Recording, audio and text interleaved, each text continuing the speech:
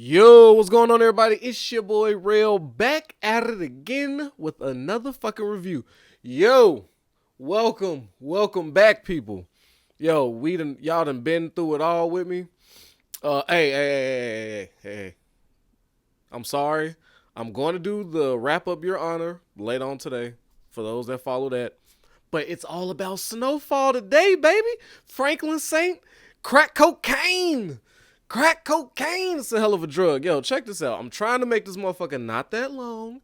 Not that long, but Snowfall did bless us with 2 episodes out the gate. Now, my only concern is by blessing us with 2 episodes this week, well, the first week, I'm hoping they don't do that bullshit where they miss us next week and then try to, no, I need episode 3 next week, all right? So we got to run through 2 episodes. So I'm going to try to do this quick. But I mean, there was so much going on. First and foremost, welcome back, Franklin Saint. All right, you done been shot. Welcome back, my boy. You got the cane. You ain't at 100%, but you knew the streets needed you. Let's get right into, like, the issues that Franklin has to face coming out the gate. See, Franklin, in episode 1, Franklin has quickly learned, right, that being a boss, like an actual, like when he first started out, he was just looking to make a little bread. Then circumstance after circumstance started happening. Money just kept coming in. Situations kept getting bigger beyond him, and then he chose to adapt to it, and that was to boss up. But in the beginning, he was in control of everything, right? He was the only one with crack on the scene, and at such a price. And everything. Now they jump right into season 1. Season 4, the first episode, they're letting us know that it's competitors everywhere. The only reason they still got a little bit of control is because Reed is providing them with coke at those low prices. So if anything changed, then Franklin is just another nigga out here, right? They could go shop with anybody. And you know what's interesting? This is the time. This era is a time, like, if y'all watch Narcos or Narcos Mexico, you know, when they was talking about all the plazas and all this shit, the rise of the different Mexican cartels. This is in that same era. All right. So they about to run into these problems as well, later on. But yeah, Franklin is quickly learning, man. You know, his boy Leon, you know, we know him as the emotional, loyal, you know what I'm saying, muscle. Never much for thoughts. You know, he wasn't such a big thinker. But this one, he really wanted to let Franklin know in episode 1, like, yo, I'm not your driver. And then Franklin didn't even know that, you know, Leon looked at his situation as being Franklin's driver in number 2. And the fact that he held down that hood by himself and with all the gang wars between Scully and Manboy, which the shit didn't hit the scene. They ain't come out and say, like, Manboy crew is Crips. But I mean, it's a lot of blue. It's a whole lot of blue. Now, we know Scully is a blood. They do blood this, blood that. So it's all, we know where it's headed. But they never really give us Manboy's gang affiliation. They ain't come out right and say it. They just 2 gangs warring, but we know what it is. But Reed, the 2 most important scenes from episode 1 is when Reed dropped that knowledge on him, like, yo, he gave him some war tactics. You know what I'm saying? Because when you supplying both sides and you can't get both sides from beefing, you got to pick one, wipe the other one out, and go with business from there. Because murder is bad for business. You know what I'm saying? People, you know, they not getting their drugs. There's too much police. It's just too much chaos. I mean, war is not good for the money. Well, America money is cool, but as far as the street shit goes, it's just not good for business. But so Franklin takes that in, and then after trying to attempt to talk to both sides, it's beyond words. So he is faced with picking a side.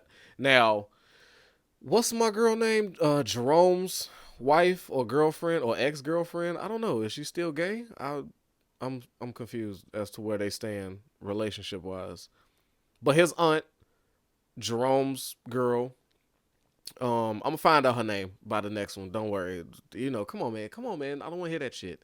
You know how I am with names. We go through this every fucking episode of different shows. And then, come on, man. Give me a goddamn break. And by the way, hit that goddamn subscribe and that like. Come on, man.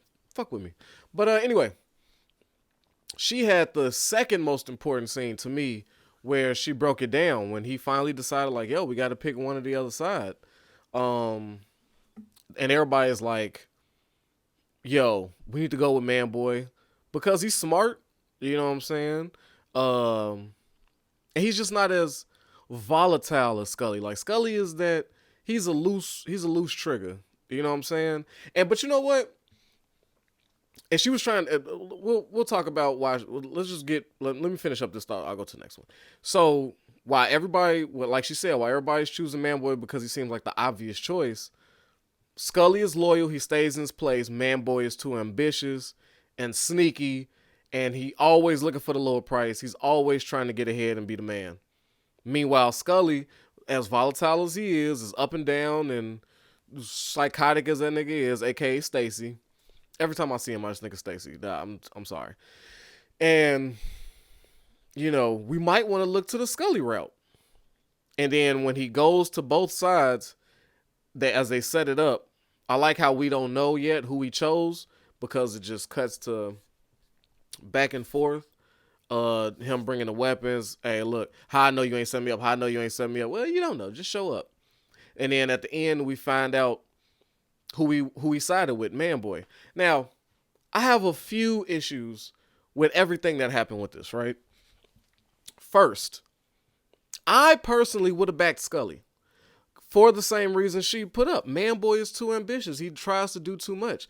Now, Scully is the definition of a send-off guy. Like, if y'all ever know what a send-off guy is, it's usually like a younger dude who ain't got all his marbles straight. You could send him to go do dumb shit. You go send him to go do shootings, and he'll go do the shit. That's the send-off guy. He has no remorse. He has no nothing. He just does the crazy shit, right? Now, more often than not, the send-off guy usually crashes, dead, sent to jail. But in those rare occurrences, those rare Scully fucking occurrences, the send-off guy grows and doesn't, and he's still around. And now, because he was a send-off guy to do this, do that, do this, he got all this respect and fear. So he can run shit. And when you operating with a man who moves off like your fear of him, he becomes a dangerous fucking opponent. All right? And the fact that Scully just wants to stay doing him, you gotta understand, like, I feel like Scully is more controllable of the two. You know what I'm saying? You know exactly where Scully's staying. He's trying to get his money. He's trying to run his shit. And that's no problem.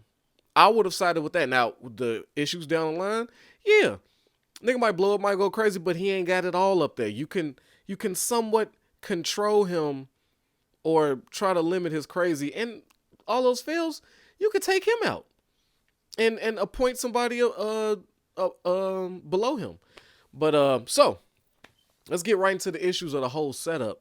First off, Franklin did an amazing job by hiring these ex-Vietnam niggas like Peaches and his new now bodyguard, right?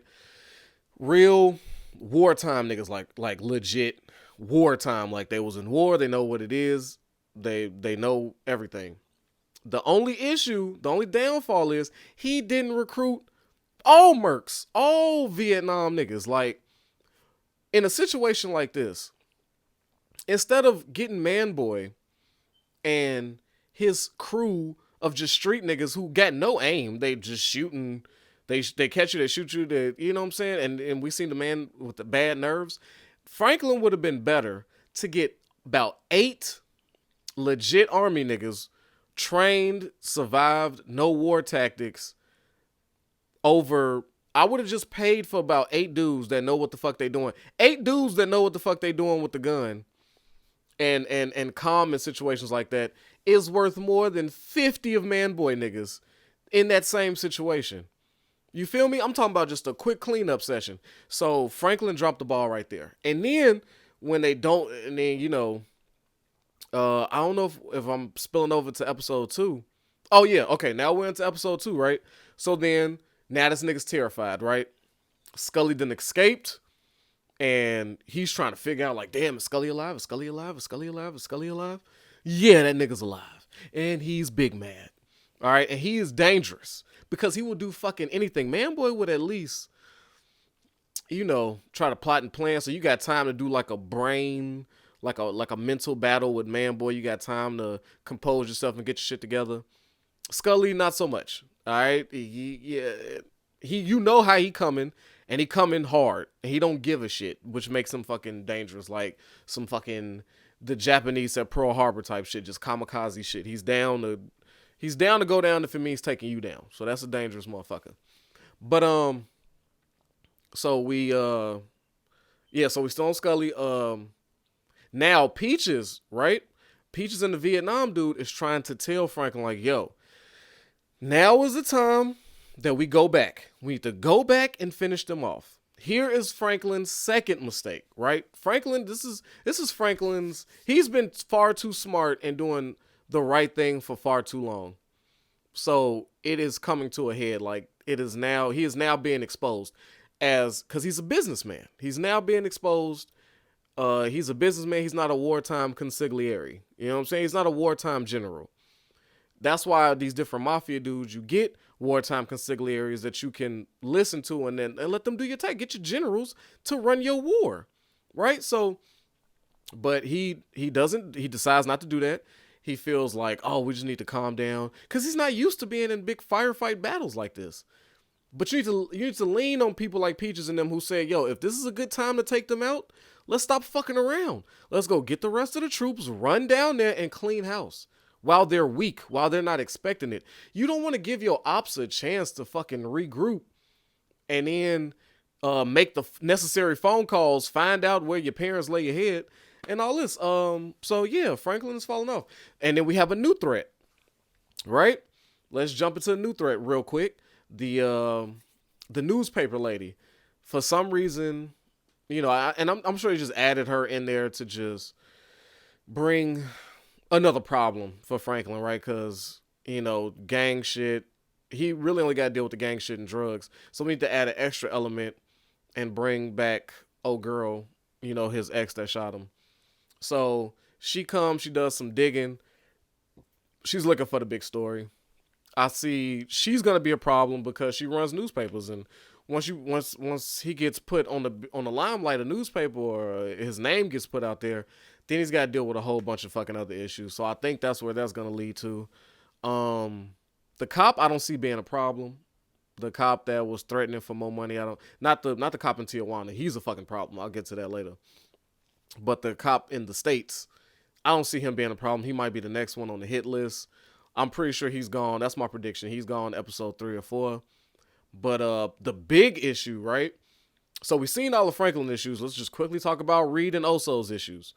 Reed and Oso is dealing with some real bullshit. Like I said, with the Narcos Mexico and all that shit with the plazas. Tijuana was huge during that time and fucking deadly. And it was like a real fight for that position because, Tijuana had the good location and the willing and able people to move the drugs where they had to go. So Tijuana is important. And Oso knows, right? That this cop out there in Tijuana ain't for play. He said, look, pay him whatever the fuck you want. Reed already, he's trying to be reasonable and discuss shit with him, but he has to understand this is beyond you. This is out of your element. It's $100K every week. And they had to let that be known by Tijuana, the cop in Tijuana murdering Oso's family, his people, in a house with, I think on the floor was a written number of like 100,000, I think. So that's the real issues. You know what I'm saying? You fucking with the supply, you fucking with Tijuana, you fucking with cartels. So season 4, it ain't no fun. I think my prediction is Leon gonna come back within the fold. Leon quickly is figuring out that being the man is not easy. Wearing the crown is not easy. Making the hard decisions, you have to make the hard decisions, and Leon's not built for that. But in our culture, black culture especially, bruh, everybody wants to be the man. Everybody wants to be the chef. It's very few times you find a Peaches or your bodyguard dude. And those are almost the best relationships. When niggas that you ain't come up with, they ain't your best friend. They wasn't there from the beginning. They're just hired help. Hired help do as they're told. When you trying to build something with your mans in them and they seen how the Kool-Aid was made, then they get all these ideas of grandeur, like, nigga, I know you, Franklin. I could do this, I could do. And Leon is suffering from that. Nigga, I was there. I can do that. I can do that with no. You're a perfect number 2 for me, as long as you keep yourself together. And Leon running out of product is, we all see where that's going. He's hands down going back to Franklin, and they got to reunite. It's important that they come together, especially with Scully on the loose, because my prediction is Scully is going to either take out somebody important in episode 3, or Scully finally gets murdered. That's one of the two. One of the two. Scully very well could be a threat this entire season up until the last episode. It's very quite possible. But yeah, man, who I got winning this episode? You know who I really like acting and who I like? Jerome, man. Jerome is a hell of an actor. Like, when he shot that kid in the face when they was doing that, he was the only one who showed like human emotion, and he always has, because he was just a stereo guy. But he was brought into this with the family, so it is what it is. I really like Jerome's acting, but I like his girlfriend, the aunt. So I got their couple or their power duo as winning these episodes 1 and 2. Reed is just being Reed, nothing. He doesn't go outside he doesn't go outside his realm too much. His negotiation skills outside of the one about the guns, that was pretty good. Reed turned up on that one, shooting a gun in the man's ear. But and Scully having that sixth sense, he was a runner-up for me for winning the episode. Scully ain't to be fucked with. Matter of fact, I love that scene when Franklin came in and Scully said, man, you feel that? Man, I get that feeling like when I was in the pen, I'm in the shower, and nigga finna try to come up behind me and fuck me. I feel like somebody's trying to fuck me. How you feel? And it's like, yeah, I feel like somebody's trying to fuck us. Like, I like Scully a lot. You know what? I don't know. Jerome and Scully for me. For winner of the episode. Goddamn, it's good. It's good ass shit. They jump right into the bullshit too, so it's gonna be an exciting episode. Exciting season. They jump right into it. It's gonna be amazing. So yo, with that, I'm wrapping it up, man. Make sure you hit that like and that subscribe, and you show up every week, man. We doing this every week. I've been waiting for Snowfall. And for those of y'all who watch Sons of Anarchy, March 16th, get on that. Start catching up, because I'm going to start reviewing that shit. All right? And with that, man, y'all take care of yourself, your health, your wealth. Love y'all, man. Peace.